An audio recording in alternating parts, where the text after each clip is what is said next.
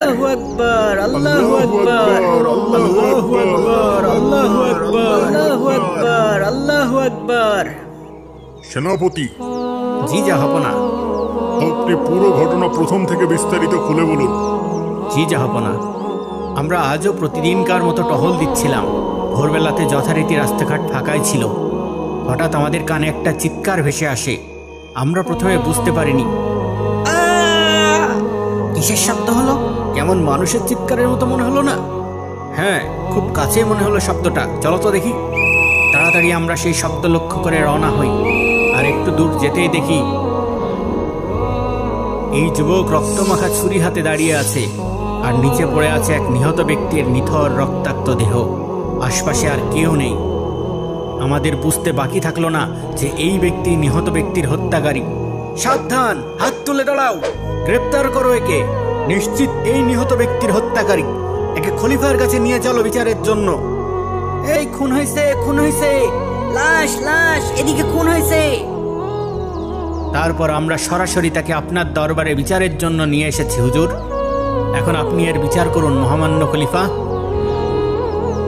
হে যুবক, তোমার বিরুদ্ধে যে অভিযোগ করা হয়েছে তা কি সত্য? তুমি কি এই নিহত ব্যক্তিকে হত্যা করেছো? হ্যাঁ, আমি এই ব্যক্তিকে হত্যা করেছি। কেন হত্যা করেছো? কিভাবে হত্যা করেছো? তুমি চুপ করে থাকলে তোমার আত্মসমর্থনের সুযোগ হারাবে। আদালত তোমাকে সরাসরি অপরাধী হিসেবে গণ্য করবে। মহামান্য খলিফা, সে শুরু থেকেই কোনো এক অজ্ঞাত কারণে সম্পূর্ণ নীরবতা পালন করছে। হয়তো কোনো পুরনো শত্রুতা থাকতে পারে। যেহেতু আসামিকে হত্যা করার পর সম্পূর্ণ হাতে নাতে ধরা হয়েছে, যেহেতু আসামি তার আত্মপক্ষ সমর্থন করেনি এবং নিজ মুখে হত্যার কথা স্বীকার করে নিয়েছে, তাই তার অভিযোগ প্রমাণ করতে আলাদা করে কোনো তথ্য প্রমাণের দরকার নেই। সে কেন হত্যা করেছে বা কিভাবে হত্যা করেছে তা না জেনেও তার ব্যাপারে শরীয়তের ফয়সালা জানানো যাবে। যেহেতু কেসাসের বিধান হলো হত্যার শাস্তি হত্যা, তাই খুনের অপরাধে এই যুবককে কতল করার আদেশ দেওয়া হলো। তাকে আসরের ওয়াক্ত পর্যন্ত বন্দী রাখা হবে এবং নামাজের পর সকল মানুষের সামনে তাকে ফাঁসিতে ঝোলানো হবে।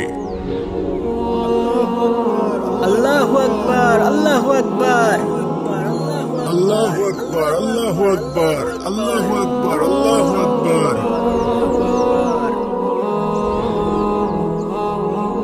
একদম খাঁটি বিচার হয়েছে, আর কেউ কখনো হত্যার সাহস পাবে না। যেভাবে আলী ভাই কাজ ছিল তাতে তাকে কোনোভাবেও খুনি মনে হয়নি। কিন্তু